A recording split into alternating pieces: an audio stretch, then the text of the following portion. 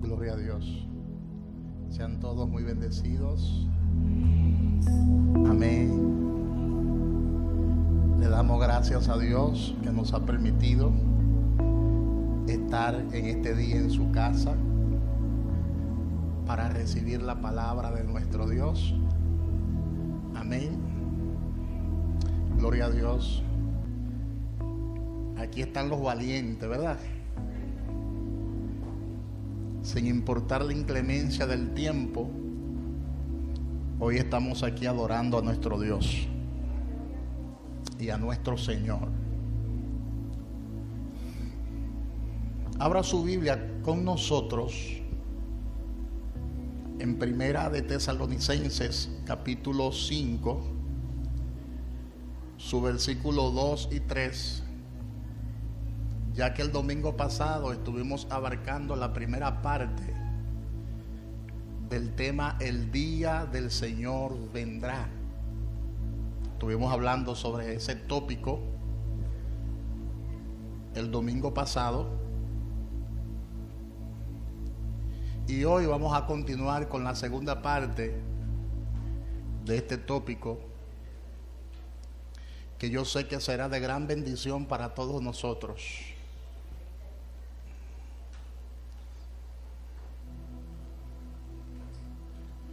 Primera de Tesalonicenses, capítulo 5, su versículo 2 y 3.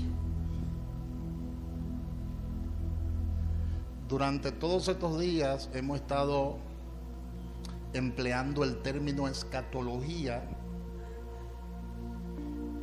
y escatología es una composición de dos palabras griegas. Está la palabra griega escatos, que significa último, y está la palabra logos, que significa estudio o palabra. Por tanto, cuando hablamos acerca de lo que es la palabra escatología etimológicamente, esta palabra escatología significa estudio de las cosas finales. Es la ciencia que se encarga de estudiar los eventos que han de venir y que han de suceder muy pronto. Muchos quizás se estarán preguntando, pero ¿por qué el pastor está hablando de los tiempos finales? ¿Por qué el pastor está enseñando tanto acerca de estos eventos proféticos que han de suceder? Porque cuando usted analiza su Biblia, que es la misma Biblia que yo tengo, la Biblia, la palabra de Dios, usted se dará cuenta que la Biblia es un libro profético, completamente profético. Por ejemplo, la Biblia tiene 31.102 versículos. En la Biblia hay 31.102 versículos bíblicos. Y de estos 31.102 versículos, hay 8.352 con material profético.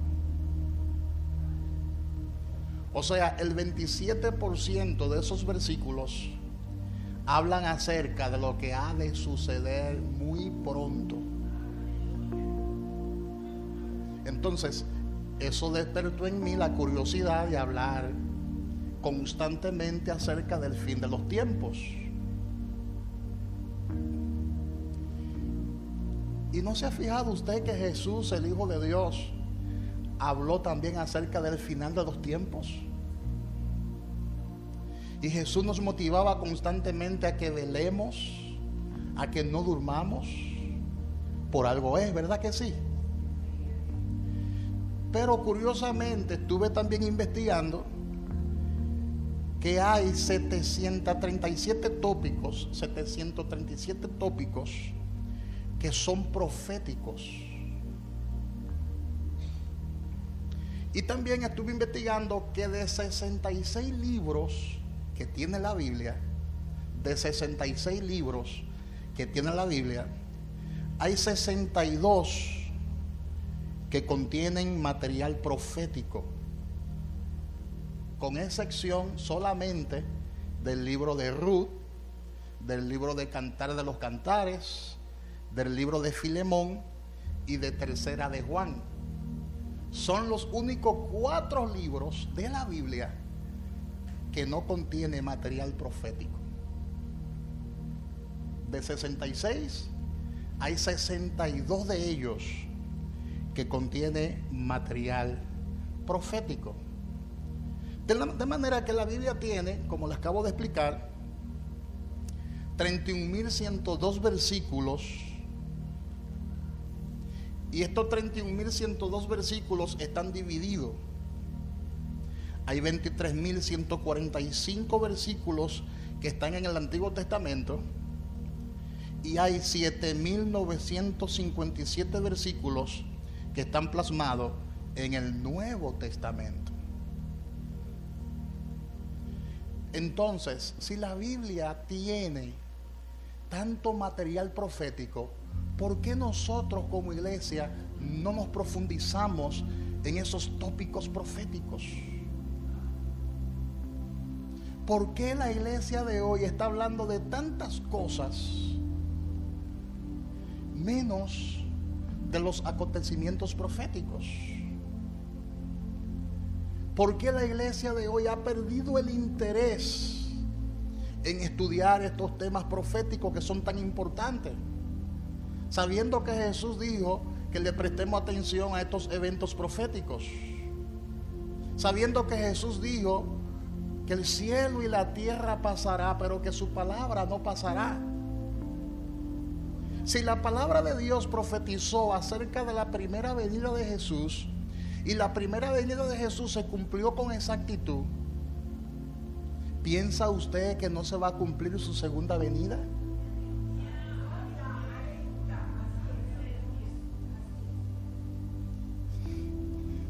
Permítame en el día de hoy pensar en voz alta.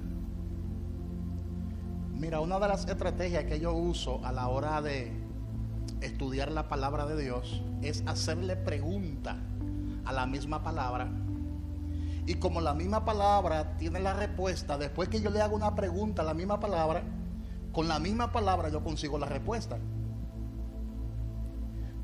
Y yo voy a pensar en voz alta en este momento.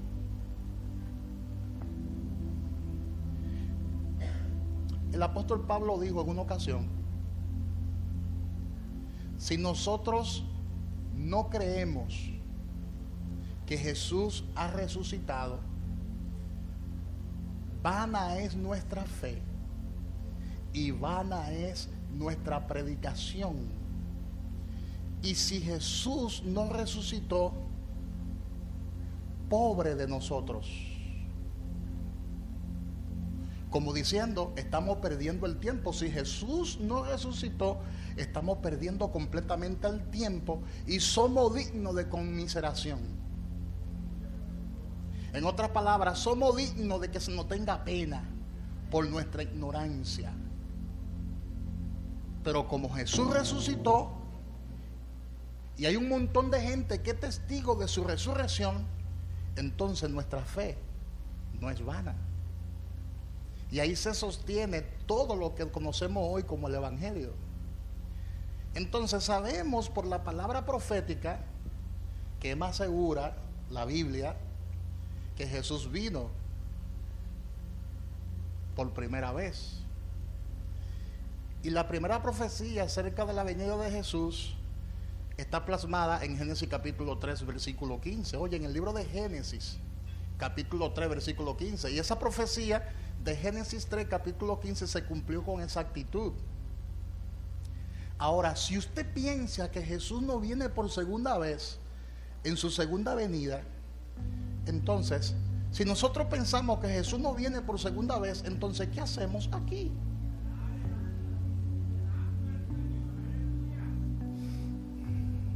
¿Te das cuenta lo importante que es estudiar la profecía de la palabra de Dios? Y antes de leer el texto que le acabo de dar, de Primera de Tesalonicenses capítulo 5 versículo 2, yo quiero que pensemos en lo que dijo Jesús. en Marcos capítulo 13, y estoy abriendo un paréntesis para que usted le tenga amor a los eventos que han de venir, a los eventos proféticos, que usted trate de investigar más sobre eso, que usted profundice sobre eso.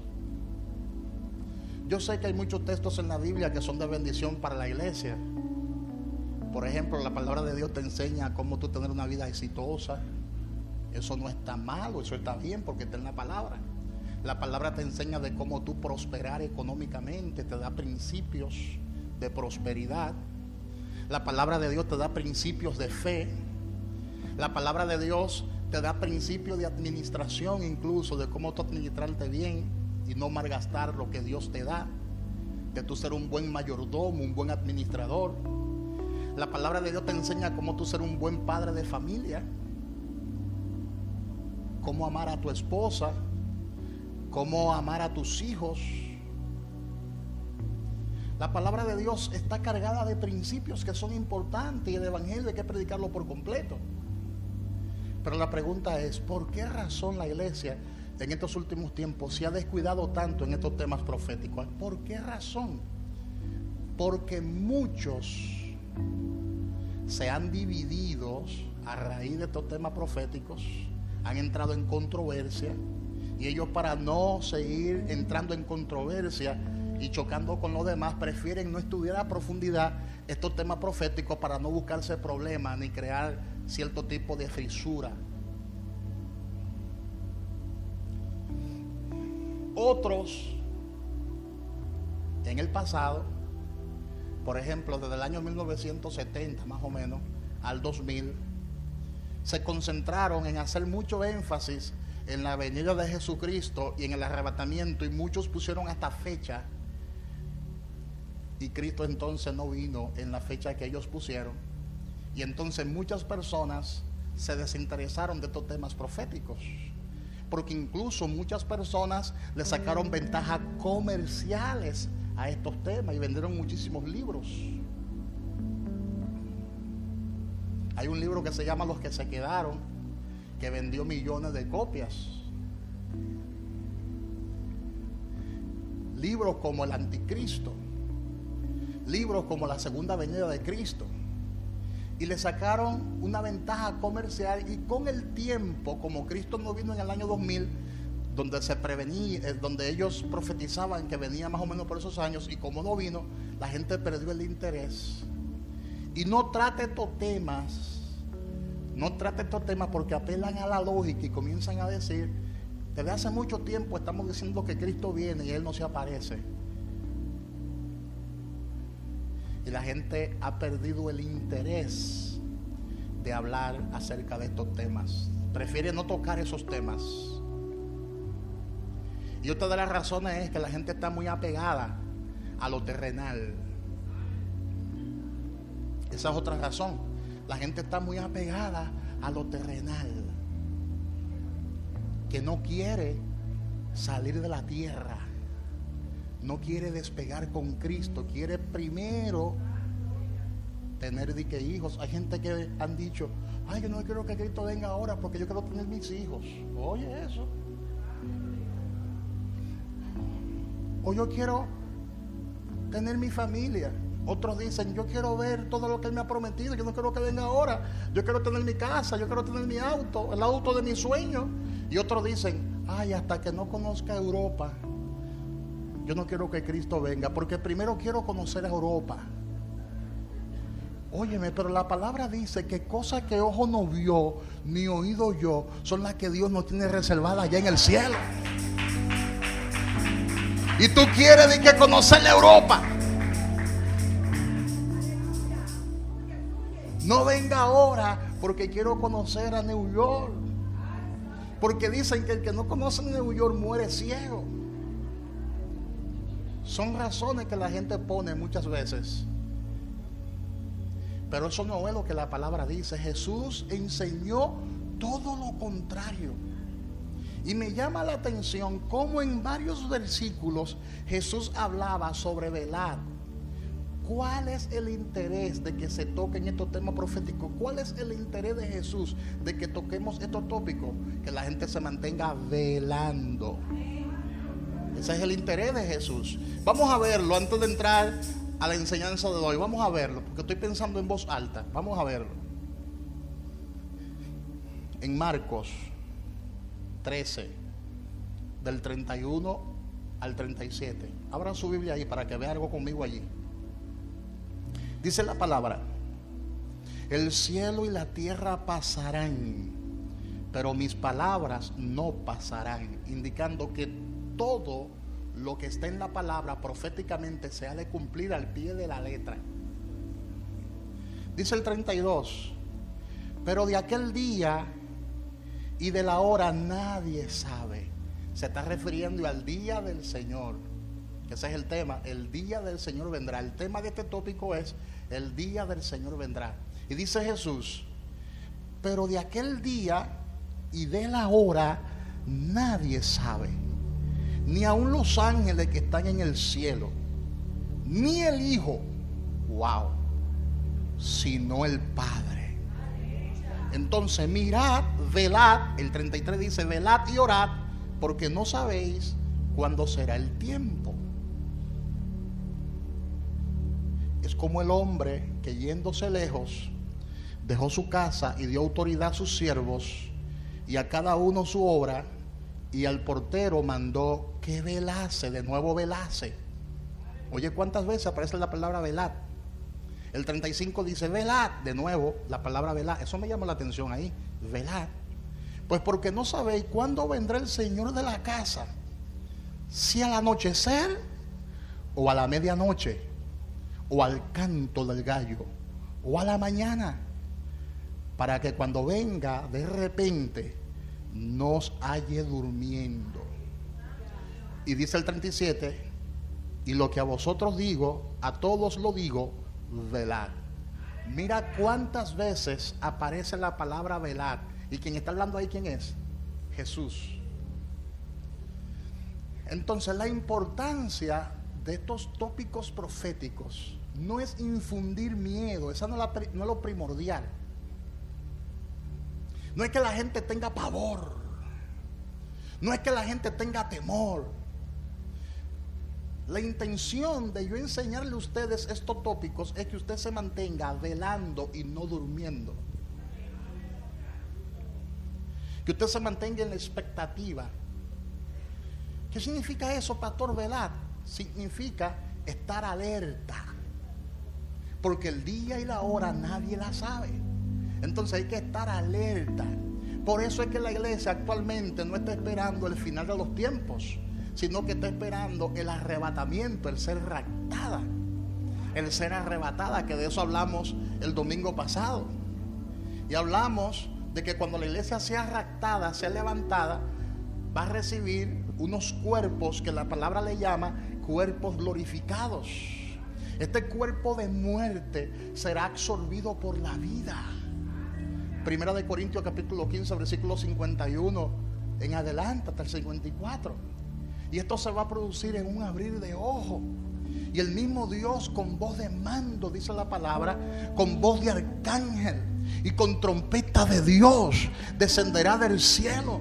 Y los muertos en Cristo resucitarán primero. Estos son los antecedentes, lo que va a suceder antes de que vengan esos días de tribulación y gran tribulación, y de que venga el día del Señor. Son antecedentes. ¿Qué pasará antes de que venga el día del Señor? ¿Qué es lo que va a pasar antes?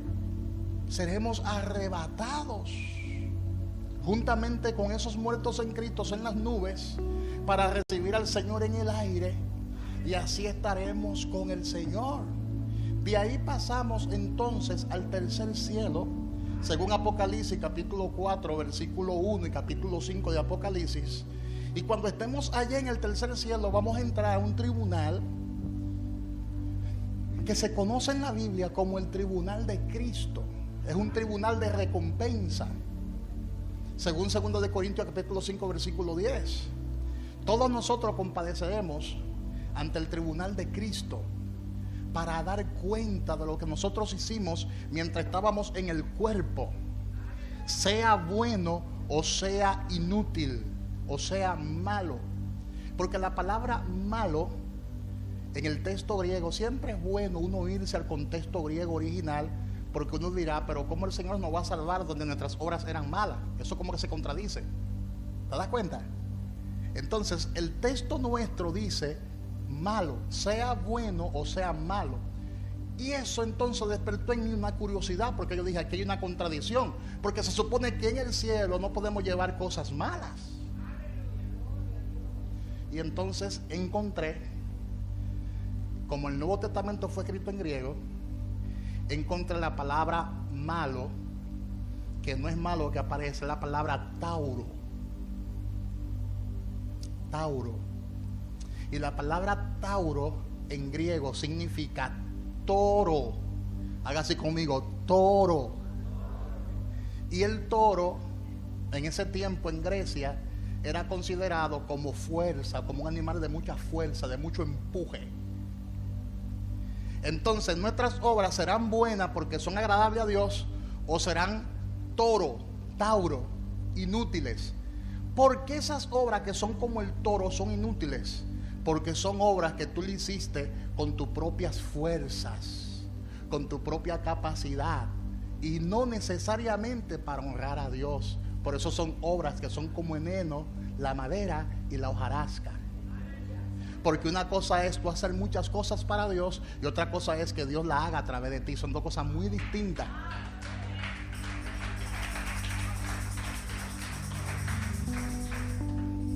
Entonces un día, en el tribunal de Cristo, todos los salvados, los que hemos nacido de nuevo, nos presentaremos delante del Señor.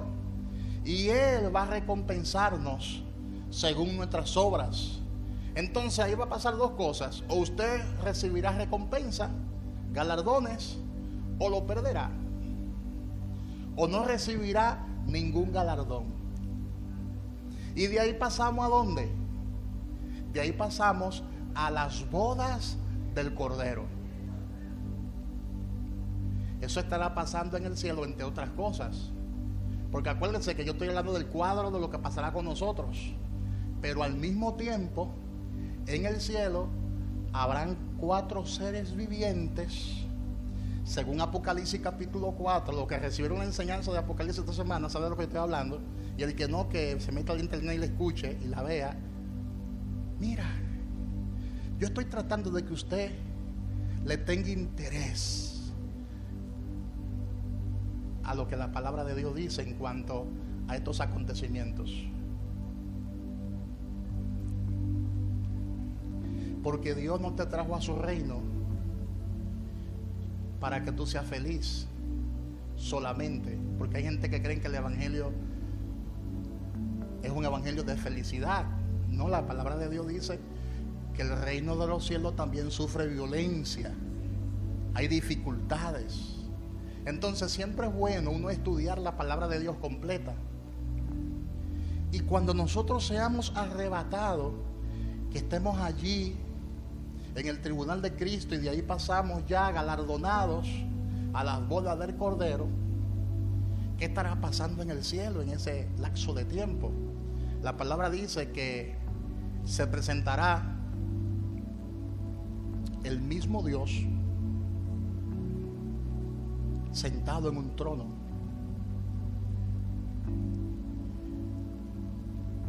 Y ese Dios, el cual nadie ha visto jamás,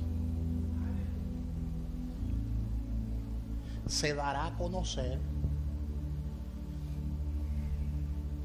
Pero todo el que esté frente a ese gran trono solamente podrá ver el resplandor de su gloria. Mira lo grande y poderoso que es Dios, que ni siquiera en la eternidad Él se deja ver.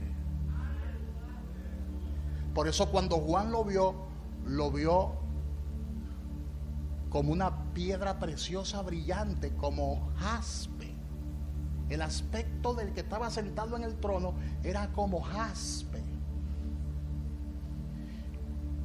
Usted sabía que los 4 seres vivientes que están alrededor del trono no pueden ver a Dios. Imagínate. Si esos 4 seres vivientes no pueden ver a Dios, ¿tú crees que será posible que nosotros veamos a Dios tal y como es Él? Eso es imposible, porque es que Él es omnipresente, es omnisciente, es omnisapiente. Tú podrás ver solamente un aspecto de su gloria, pero nunca podrás ver todo el resplandor de su gloria. Porque es tan fuerte lo que emana de ese trono, que dice la palabra que esos 4 seres vivientes se cubren el rostro. Los querubines que están en el trono de Dios, alrededor del trono de Dios, se cubren el rostro. Y eso estará pasando en el cielo. Habrán 4 seres vivientes. Habrán 24 ancianos sentados cada uno en su trono. Y dice la palabra que se van a postrar y van a adorar al todopoderoso Dios. Van a glorificar al todopoderoso Dios, dice la palabra de Dios. Y pondrán delante de Él sus coronas. Todo eso está en Apocalipsis, capítulo 4. Son antecedentes del día del Señor. Y en Apocalipsis capítulo 5 va a aparecer un libro que nadie había visto jamás. Y ese libro tiene 7 sellos. ¿Y quién es digno de tomar el libro? ¿Y quién es digno de abrir esos 7 sellos? Y no habrá nadie digno, ni en el cielo. O sea, los querubines no son dignos de tomar ese libro. Los 4 seres vivientes no son dignos de tomar ese libro. Antes eran 5 querubines que habían, pero hubo uno que se rebeló, que fue Lucifer. Ahora quedan 4. Y esos 4 tampoco son dignos de tomar el libro. Hello. Ningún ángel del cielo es digno de tomar ese libro. En el cielo no habrá nadie digno de tomar el libro. En la tierra no habrá nadie digno de tomar el libro. Debajo de la tierra, que es el infierno, eso incluye a Apolión y a Abadón. Y eso incluye el Hades, eso incluye la misma muerte, eso incluye los demonios, eso incluye los principados, la potestad. Nadie es digno de tomar el libro. ¿Quién es el único digno de tomar el libro? Jesús, el Cordero de Dios, el Rey de Reyes y el Señor de Señores. Él es la estrella resplandeciente de la mañana. Diga conmigo: Jesús es la estrella resplandeciente de la mañana. Él es el lirio de los valles. Él es la rosa de Sarón, dice la palabra. Él es la raíz de David.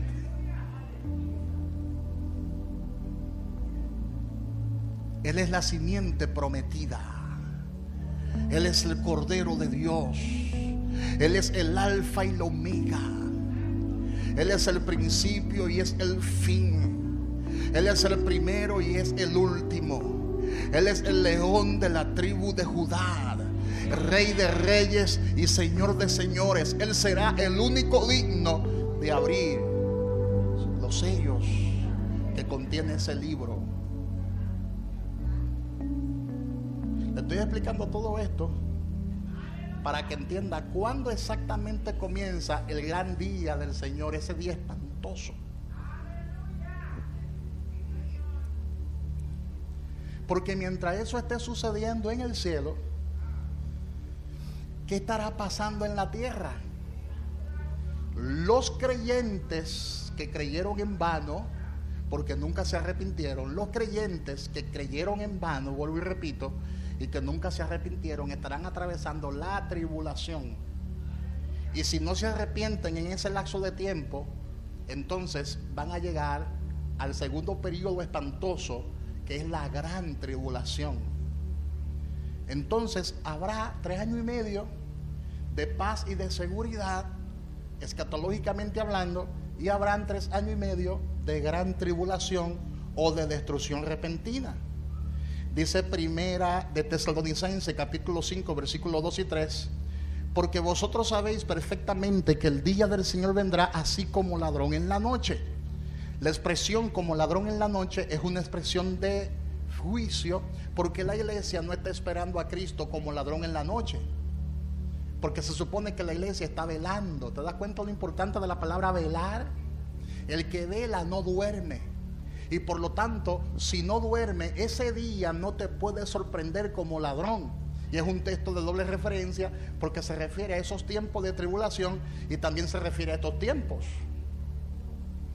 Si hacemos una aplicación personal de este texto, nosotros debemos mantenernos, como dijo Cristo, velando, no durmiendo. Levántate tú que duermes, dijo el apóstol Pablo. Levántate de los muertos y te alumbrará Jesucristo. Si usted se mantiene durmiendo, el ladrón viene y lo va a sorprender. Pero si usted se mantiene velando, cuando Jesucristo venga por usted, aplicación personal, cuando Cristo venga por usted, lo va a arrebatar. Porque la iglesia no está esperando a Cristo como ladrón en la noche. ¿Están entendiendo eso? El día del Señor vendrá, ¿cómo qué? Como ladrón en la noche. Es una expresión de juicio. Y cuando digan paz y seguridad, entonces vendrá sobre ellos destrucción repentina, como los dolores a la mujer encinta, y no escaparán. En otra palabra, no hay forma de que te escape. No hay manera de que te escape. ¿Cuántos dicen gloria a Dios? Serán días terribles. Y en esos primeros 3 años y medio de paz y de seguridad, muchos serán restaurados y serán levantados antes de que comience ese día espantoso, ese día de gran tribulación, cuando nunca antes la hubo jamás, ni la habrá, dijo Jesús. Fue Jesús que dijo eso.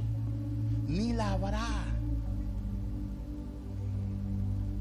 Son 3 años y medio terribles de gran tribulación.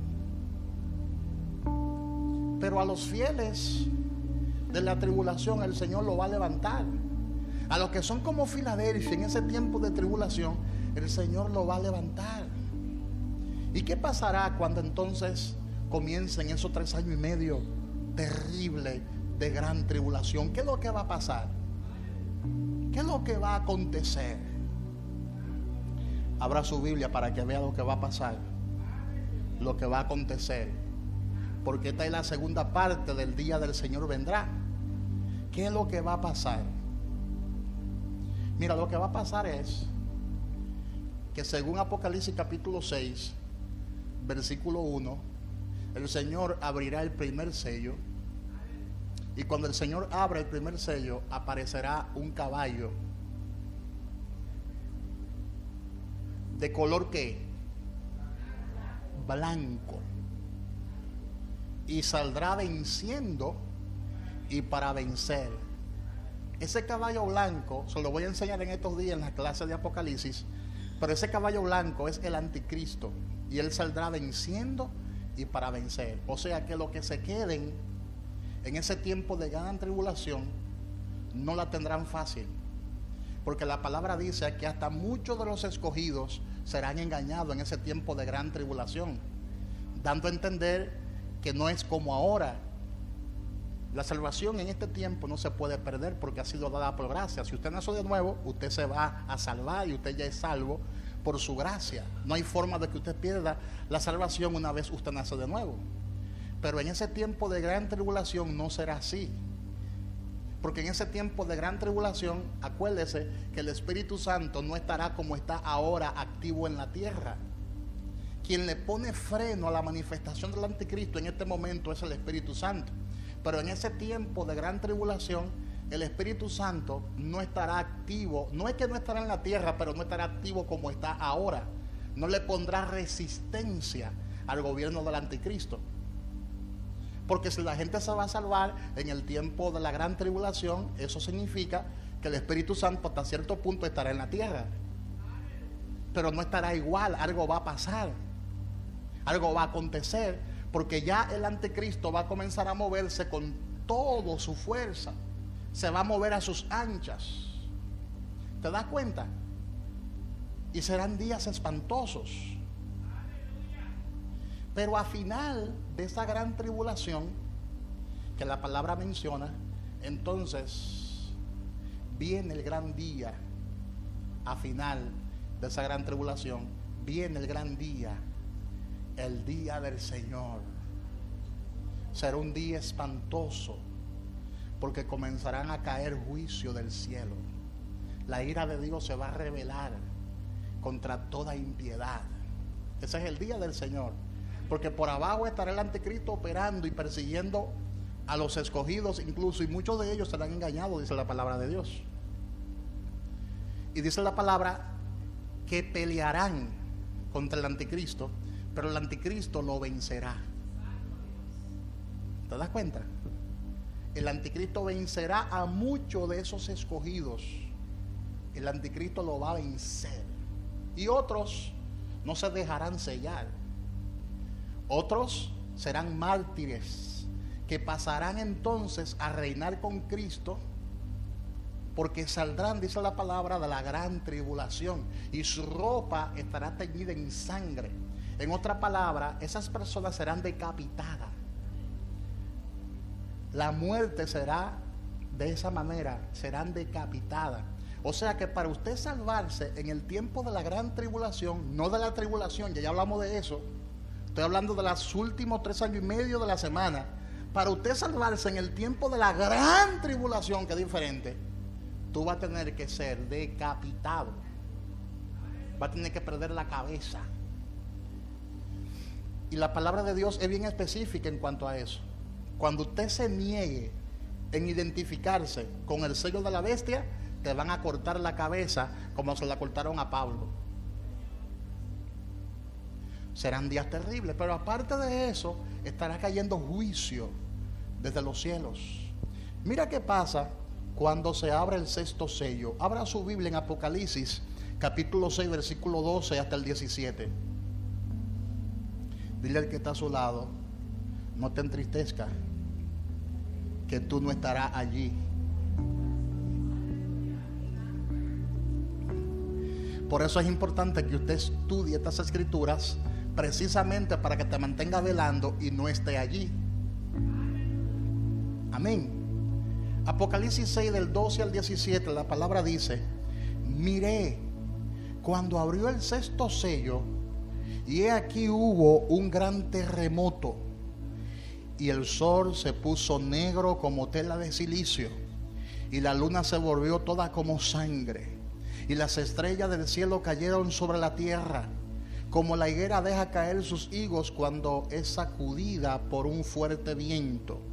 Y el cielo se desvaneció como un pergamino que se enrolla. Todo monte y toda isla se removió de su lugar. Y los reyes de la tierra y los grandes, los ricos, los capitanes, los poderosos y todo siervo y todo libre se escondieron en las cuevas y entre las peñas de los montes, y decían a los montes y a las peñas: caed sobre nosotros y escóndanos del rostro de aquel que está sentado sobre el trono y de la ira del Cordero, porque el gran día de su ira ha llegado, y ¿quién podrá sostenerse en pie? ¿Quién podrá? ¿Quién podrá? Cantamos las alabanzas a veces y no sabemos qué es lo que estamos cantando. ¿Quién podrá sostenerse en pies? ¿Quién? Según la palabra, aparentemente nadie. Nadie podrá sostenerse en pies.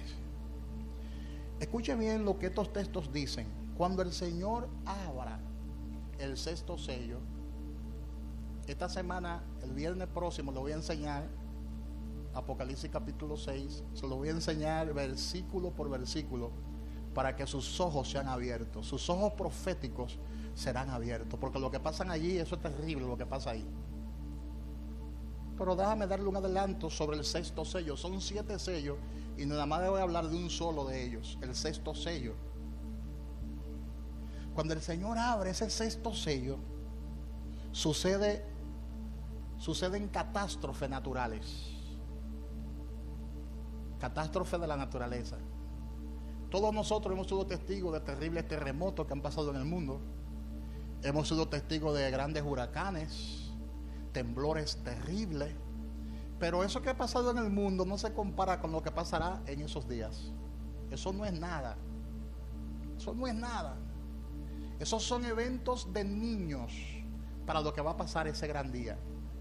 El día de Jehová, el día del Señor. Si usted analiza los versículos 12 hasta el 14, son eventos de la naturaleza. Por ejemplo, le voy a mencionar algunos de esos eventos que menciona Apocalipsis 6 del 12 al 14, y hay otros versículos que confirman estos eventos que estarán aconteciendo al mismo tiempo. Oye, la gente siendo perseguida por el anticristo, y al mismo tiempo, cuando el Señor venga, dice la palabra que el Señor, ¿verdad?, ejecutará al anticristo, y lo ejecutará con el resplandor de su venida. Quien vence al anticristo es el mismo Cristo, que cuando se aparezca lo vencerá con el resplandor de su venida. Y cuando ese día llegue, habrán catástrofes, habrá una gran oscuridad, dice la palabra. ¿Lo leyó ahí conmigo? Dice, hubo un gran terremoto, y dice que el sol se puso negro como tela de silicio, y la luna se volvió toda como sangre, porque quien le da luz a la luna es el sol. Si el sol no alumbra, ¿qué le pasa a la luna? Deja de alumbrar también.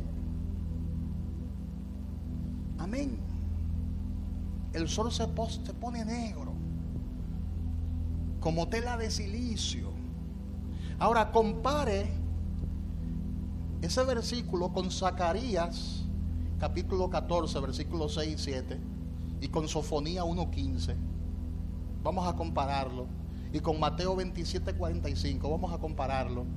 Vamos a leer primero Sofonía 1:15. Dice Sofonía, el profeta, 1:15.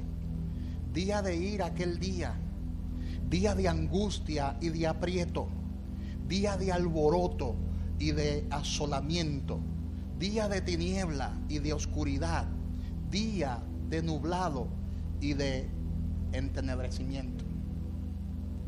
¿Qué día es, Nadie quisiera tener un día así, porque la palabra habla del día del Señor. No son muchos días, el día del Señor.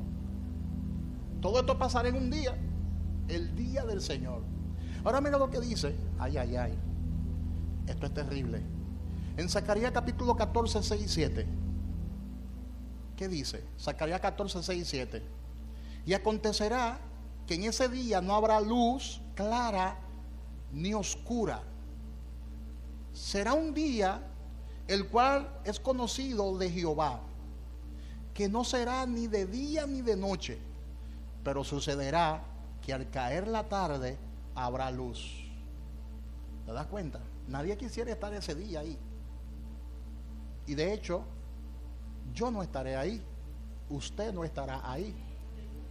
¿Estaremos dónde? ¿En las bodas? Todavía estaremos fiestando, bebiendo allá arriba esos jugos de uva.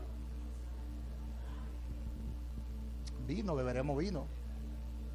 Ay, pastor, ¿beberemos vino? Sí. Y mucho que habrá allá arriba. Porque Dios no es un Dios de escasez, Dios es un Dios de abundancia. ¿Cómo yo lo sé? Cuando Jesús cenó con sus discípulos la cena de la noche de la última cena, le dijo, esta es la última vez que lo bebemos aquí abajo, hasta que llegue ese día, donde lo beberemos allá en la eternidad. Allá en el cielo lo beberemos. Entonces, ¿beberemos vino o no beberemos vino? Díganle al que está a su lado, vale la pena escapar ahora. Vale la pena. Ahora, ¿qué dice Mateo 27:45? Y desde la hora sexta hubo tinieblas sobre toda la tierra hasta la hora novena. ¿Te das cuenta? Toda esta palabra profética confirman lo que dice Apocalipsis. Otra cosa que sucede en esos versículos que le acabo de leer, aparte de ese gran terremoto, aparte de que el sol se puso negro como tela de silicio, otra cosa que vemos es que las estrellas del cielo cayeron sobre la tierra. Van a caer como si fueran meteoritos. ¿Y usted se ha puesto un día a contar las estrellas que hay en el cielo? Son muchas, ¿verdad? Y dice que todas caerán del cielo a la tierra. O sea, no se quedará ni una sola estrella, porque dice la palabra todas. Y a mí no me toca razonar. No razone nunca la palabra. Usted sí puede preguntarle cómo será esto, pero si la Biblia no te da información de cómo será, entonces solamente créelo y no lo razone. Yo no sé qué es lo que va a pasar allí, pero la palabra dice que todas las estrellas caerán del cielo y caerán a la tierra. Ese día, porque el día del Señor vendrá. Por eso digo que la expresión el día del Señor es una expresión de juicio, y Él viene como ladrón en la noche, y esa expresión también es una expresión de juicio. Las estrellas caerán del cielo. Hay señales en los cielos. El sol se oscurece, la luna se tiñe como si fuera de sangre, las estrellas comienzan a caer del cielo. Mira que dice Isaías 13, 9 y 10. Dice: he aquí el día de Jehová viene, terrible y de indignación y ardor de ira, para convertir la tierra en soledad y raer de ella a sus pecadores. Ay, Padre. Ahí hace referencia al final del milenio. Va a pasar eso, al final del milenio, porque antes de que suceda eso, es importante que usted entienda que habrán 1000 años de reinado de Cristo aquí en la tierra, y después de esos 1000 años los pecadores se van a rebelar contra Jehová de nuevo, dice el libro de Apocalipsis, y eso se lo voy a enseñar después con lujo de detalle. Y ahí se va a cumplir esa profecía de Isaías. Ahí es cuando el Señor va a derramar toda su ira y va a convertir la tierra en soledad, no quedará nadie, y raerá de ella a todos los pecadores. Ahí sí no quedará ni raíz ni rama, no quedará nadie. Por eso el Señor nos va a entregar un cielo nuevo y una tierra nueva. Habrá una recreación de nuevo. Va a suceder lo que sucedió al principio, lo que le expliqué en la clase de Apocalipsis. Va a suceder lo que sucedió al principio, que la tierra fue sumergida en agua y hubo una recreación. Eso va a pasar también al final de los tiempos. No quedará nadie vivo, ninguna especie quedará viva. Y dice Isaías: por lo cual las estrellas de los cielos y sus luceros no darán su luz, y el sol oscurecerá al nacer, y la luna no dará su resplandor. Ahora mira que dice Joel capítulo 2 versículos 30 y 31. Joel 2, 30 y 31 dice: y daré prodigios en el cielo y en la tierra sangre y fuego y columnas de humo.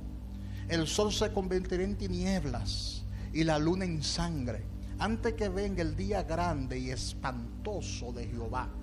Ese día grande y espantoso viene, porque si Jesucristo vino la primera vez y todo se cumplió como la Biblia lo dice, su segunda venida también es una realidad bíblicamente hablando, y este día también va a acontecer.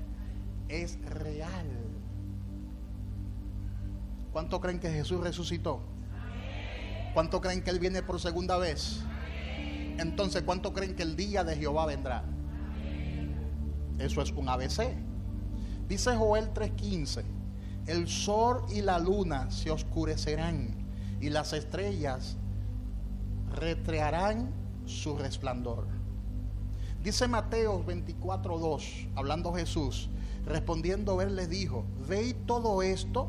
De cierto os digo que no quedará aquí piedra sobre piedra que no sea derribada. Yo sé que ese es un texto también de doble referencia, pero ese día no quedará piedra sobre piedra que no sea derribada.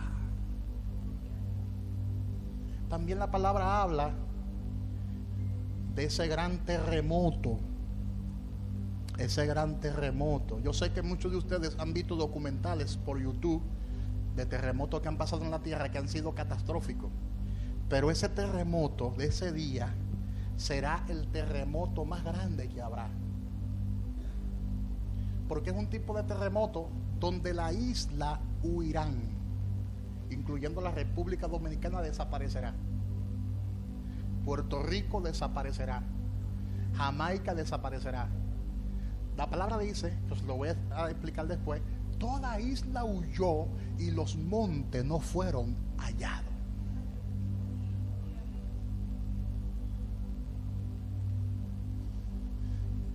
Hello. Habrá un gran terremoto. Vamos a verlo en Isaías 13, del 11 al 13. Isaías 13, del 11 al 13 dice: y castigaré al mundo por su maldad, y a los impíos por su iniquidad, y haré que cese la arrogancia de los soberbios, y abatiré la altivez de los fuertes. Haré más precioso que el oro fino al varón, y más que el oro de Ofir al hombre, porque haré estremecer los cielos, y la tierra se moverá de su lugar. De nuevo se moverá la tierra de su lugar. Acuérdense que en principio también se movió de su lugar y ahora volverá de nuevo a ocurrir eso. ¿Y la tierra hace qué? Se moverá en la indignación de Jehová de los ejércitos y en el día del ardor de su ira. En el día del ardor de su ira, la tierra se moverá de nuevo de su lugar. Ahora mira lo que dice Joel, capítulo 2, versículos 10 y 11. Delante de él temblará la tierra, se estremecerán los cielos, el sol, la luna se oscurecerán y las estrellas traerán su resplandor, dice la palabra. Y Jehová dará su orden delante de su ejército, porque muy grande es su campamento, fuerte es el que se ejecuta su orden, porque grande es el día de Jehová y muy terrible. ¿Quién podrá soportarlo? ¿Quién podrá soportarlo? Y mira lo que dice Apocalipsis capítulo 11 del 13 al 19. Abra su Biblia conmigo en Apocalipsis 11. Todo el mundo abriendo su Biblia en Apocalipsis 11 del 13 al 19 dice: en aquella hora hubo un gran terremoto y la 10ª parte de la ciudad se derrumbó, y por el terremoto murieron en número de 7,000 hombres. Y los demás se aterrorizaron y dieron gloria al Dios del cielo. El segundo ay pasó, he aquí el tercer ay viene pronto. El 7º ángel tocó la trompeta y hubo grandes voces en el cielo que decían: los reinos del mundo han venido a ser de nuestro Señor y de su Cristo, y Él reinará por los siglos de los siglos. Y los 24 ancianos que estaban sentados delante de Dios en sus tronos se postraron sobre su rostro y adoraron a Dios, diciendo: te damos gracias, Señor Dios Todopoderoso, el que eras y el que es, el que eres y el que eras y el que ha de venir, porque lo has tomado tu gran poder y has reinado.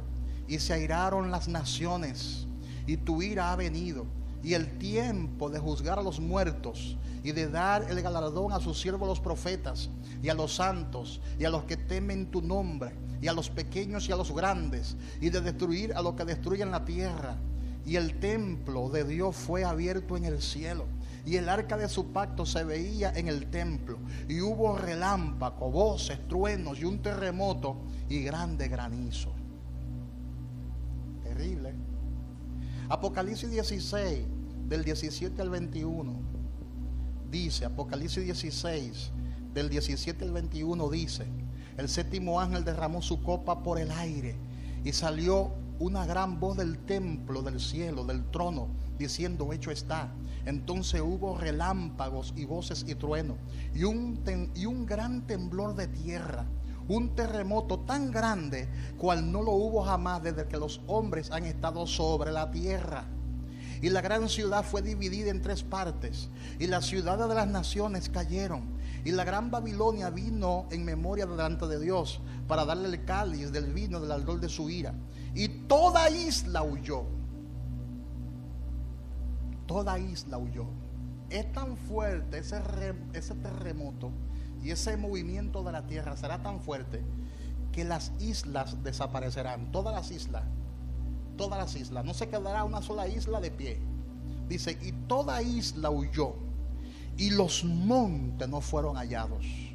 Y cayó del cielo sobre los hombres un enorme granizo, como el peso de un talento. Y los hombres blasfemaron contra Dios por la plaga del granizo, porque su plaga fue sobremanera grande, como un meteorito gigantesco que va a caer, que va a destruirlo todo. Amén.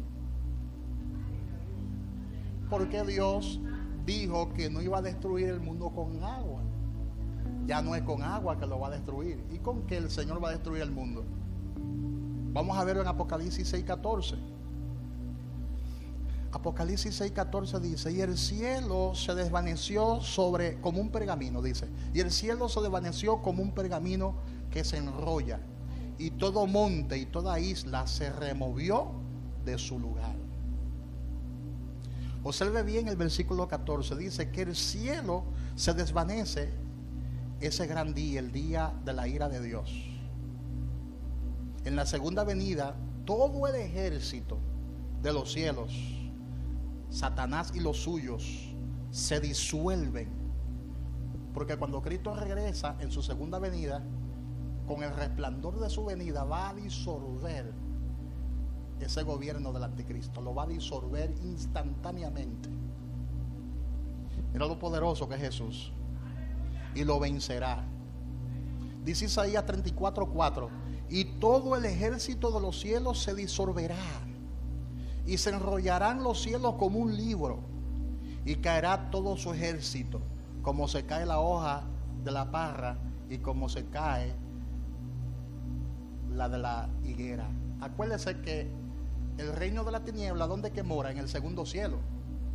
Hace referencia a que ese cielo se va a enrollar como un pergamino, y todo lo que exista ahí, los principados, las potestades, los gobernantes de las tinieblas, los demonios, todos van a caer ese día y serán extinguidos, serán evaporados, serán eliminados.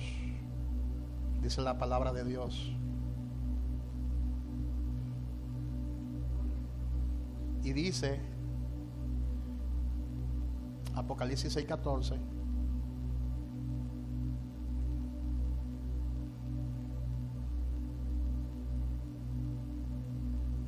que ese día será un día cual nunca antes se había visto en la faz de la tierra. Todo esto va a pasar en la tierra y en los cielos.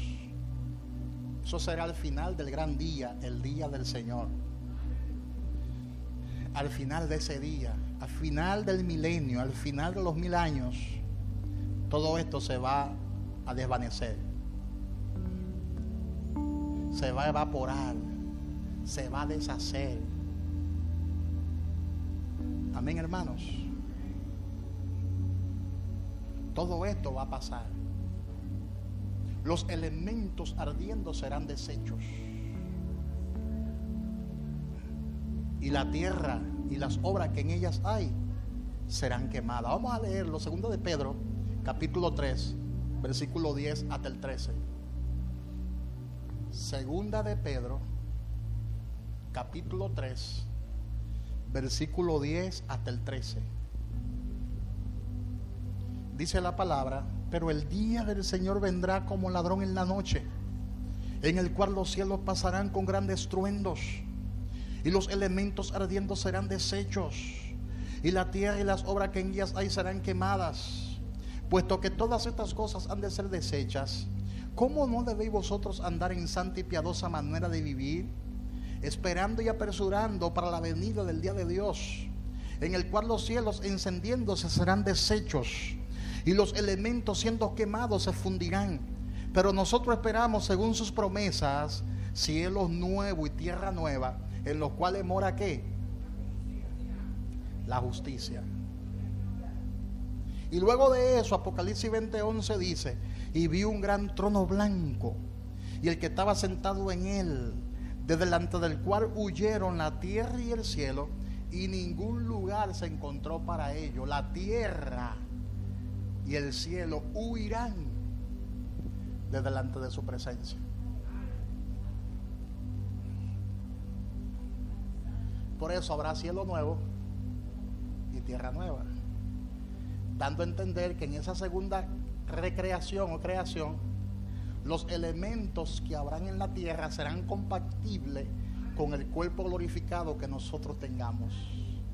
Porque ahí es que vamos a pasar, en ese cielo nuevo y tierra nueva es donde vamos a pasar la eternidad, dando a entender que lo que habrá en esa tierra va a sustentar por la eternidad nuestros cuerpos glorificados. Eso es un misterio muy grande. Y yo puedo hacer uso de mi imaginación, y usted también. ¿Cómo será la eternidad? Eso es válido, tú hacer uso de tu imaginación. Pero algo va a pasar glorioso a favor de nosotros. El final nuestro, diga, el final nuestro es un final glorioso. Porque si los cielos huirán y la tierra también huirá, significa que ese cielo y esa tierra no existirá más. Porque el Señor nos va a entregar un cielo 0 kilómetros y una tierra 0 kilómetros.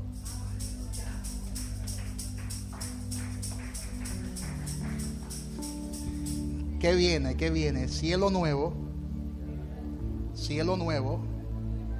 y tierra nueva. Dile: gracias, Padre, por tus promesas, por tus bendiciones. Aleluya. El Señor quebrantará a todos sus enemigos. Lo extinguirá, lo quebrantará. ¿Quién podrá sostenerse en pie ese día? Nadie. Todo el mundo tendrá que doblar su rodilla a la fuerza. Fuerza. Ahora lo doblamos voluntariamente, pero ese día todo el mundo, es tan fuerte esa presencia que todo el mundo doblará su rodilla. Lo dice la palabra. Los que estén en el infierno, Kelvin, doblarán su rodilla. Los que estén en la tierra doblarán su rodilla. Los que estén en los cielos doblarán su rodilla y dirán: Jesucristo es el Señor. Filipenses 2:9 dice: por lo cual Dios también le exaltó hasta lo sumo y le dio un nombre que es sobre todo nombre, para que en el nombre de Yeshua, de Jesús, se doble toda rodilla de los que están en los cielos y en la tierra y debajo de la tierra, y toda lengua confiese que Jesucristo es el Señor, para gloria de Dios Padre. ¿Quiénes están debajo de la tierra? Está el Hades, el Seol. Hay espíritus allí ardiendo en el infierno. Pero también está lo profundo de la tierra y está el abismo. Y en el abismo hay un principado llamado el Abadón, que de eso se lo voy a enseñar en estos días cuando estemos hablando sobre Apocalipsis. ¿Quién es ese espíritu llamado Abadón? Y hasta Abadón doblará sus rodillas.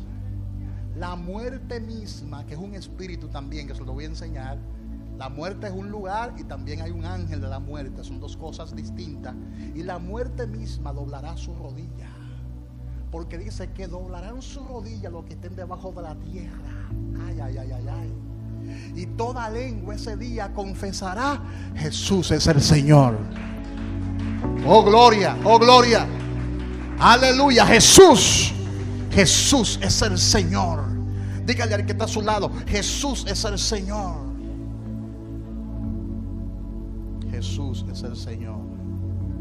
Los reyes confesarán que Jesús es el Señor. Los jueces de la tierra confesarán que Jesús es el Señor. Oh, gloria. Ese día todo el mundo le dirá al Hijo: tú eres el Señor. Porque el Padre le dará esa autoridad al Hijo para que el Hijo juzgue con justo juicio.